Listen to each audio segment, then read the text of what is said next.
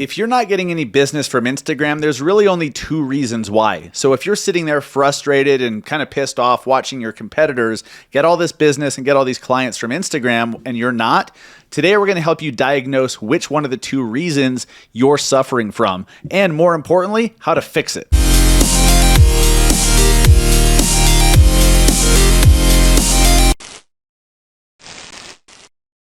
Hey, what's up? I'm Dustin Brohm. Welcome back to the Massive Agent channel. Today, we're going to help you diagnose why you're not getting any business from Instagram. Instagram is a super powerful social media platform. It's different from Facebook. It's different from Twitter. There's some similarities with TikTok, but it does so much more. So Instagram is really the go-to for so many small business owners, entrepreneurs, brands, even stores.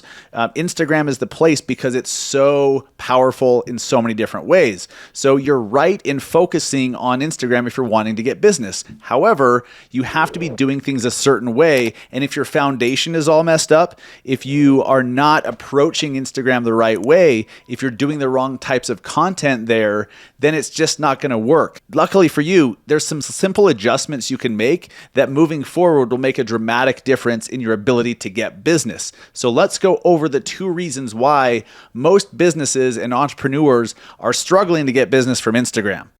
Number one, and I see this all the time, especially with real estate professionals and any salesperson, you're constantly putting out stuff on Instagram that you want people to see. You have no consideration of whether or not they want to see it.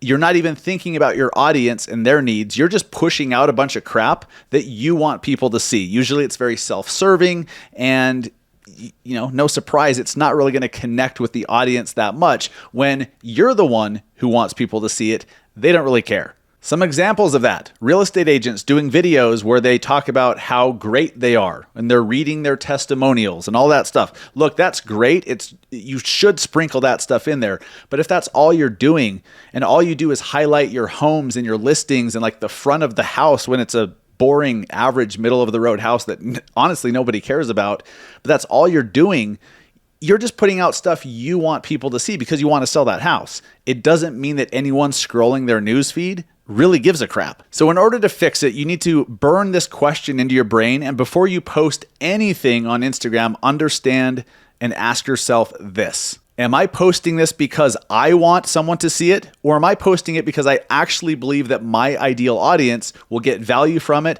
and learn something from it? If you can just ask yourself that before you post something to your feed, you can stop a lot of the crap that most small businesses and entrepreneurs put out there. It's super important that you know who your audience is, who they are, what do they do, like what are their interests, what are their needs, and then deliver on that, speak to that. If you have people saying, hey, we want burgers, then stop trying to force feed them pizza.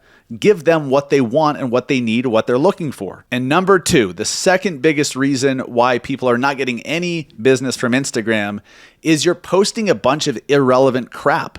You're all over the place. You're posting a video of your dog, then your kid's soccer game, and then you out to dinner with friends, and then you laughing and joking with your friends, and then maybe, hey, I'm so-and-so, I'm a dentist, or I'm a real estate agent, here's why you should hire me, and then another video of you hiking, and it's all on your feed. See, here's the thing. You need to understand the difference between the Instagram feed and stories. Your stories is where you should put all the stuff. Here's the biggest difference. The feed is where strangers will see your stuff. Okay? If a stranger sees a bunch of your family stuff, your kids' soccer games, your dogs, all your interests and all that, they don't really care because there's no personal connection. It doesn't mean that they won't care, but if you're a stranger, they're just going to scroll past it, okay? You have to make everything on your feed, all the reels you post, all the photos you post, everything that shows up on your Instagram grid, that needs to appeal to your ideal audience. And it should be all saying, hey, here's what I do for a living. Here's how I'm good at what I do. Here's what you need to know if you're trying to accomplish X, Y, or Z. And make it content that positions you as the subject matter expert. It builds credibility for yourself. It teaches your ideal audience something that they didn't know before. And it And it's all there to build the credibility in the eyes of new people, strangers that land there. See, the way Instagram Reels work is the algorithm is built to actually share it with new people. It's all about discoverability and reaching a new audience. That's why Instagram Reels are so damn powerful. So if you're putting stuff out there on Reels that only someone who knows you would care about, no wonder you're not getting any traction. Now, once you get people to find you through your Reels, they come to your profile, they're looking through, they're like, oh, this is someone who can help me. This is someone I can learn from. This is someone that I plan on hiring eventually. Then great. Now at that point, you need to establish a personal connection. So that's when you start to put in the personal stuff. What, you out on the town, you traveling, you with your pets, you with your family. What do you do for fun? You're going skydiving, golfing, whatever. That stuff should go in your stories because your stories are seen by people who already follow you, not by strangers. Your stories are where you're able to show who you are as a person or who you are as a brand and deepen that personal connection. See, you have to have both. You can't just build credibility without any personal connection. You have to establish yourself as the expert. You have to become very credible in the eyes of your audience, and then build a deep personal connection with them through the stories, through the personal stuff, through storytelling, so that when it comes time for them to make a buying decision or a hiring decision, that you're the only one they think of and they're referring you. So even if they don't need you right now to list their house for sale or whatever, they're going to refer you to their cousin who does need someone because they're constantly seeing you. They're personally connected with you because you guys have similar interests or whatever.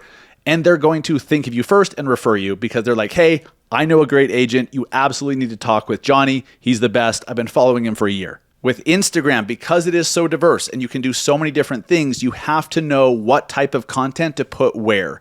What you put in Reels and your posts, everything that goes on the feed, is for people that don't know you yet.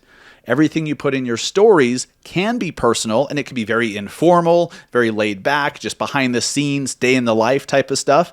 That goes in your stories because the people that watch your stories already know you and already follow you.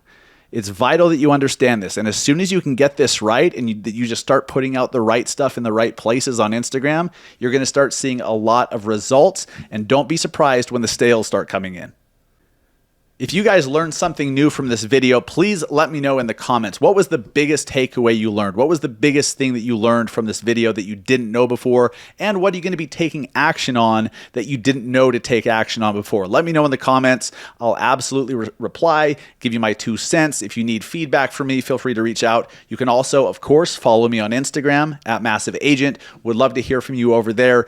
If you go follow me on Instagram, you found me here, let me know, send me a DM. Hey, I found your YouTube video and here's what I'm trying to do.